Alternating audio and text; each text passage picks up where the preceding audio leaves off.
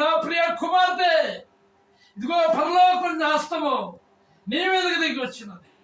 నీవు కూడా భయపడుతున్నావు, నీవు అధైర్యపడుతున్నావు, కృంగిపోతున్నావు, నీవు వేదన పడుతున్నావు, నీవు మనశ్శాంతి లేని స్థితి, భయంకరంగా వేదన, బాధ.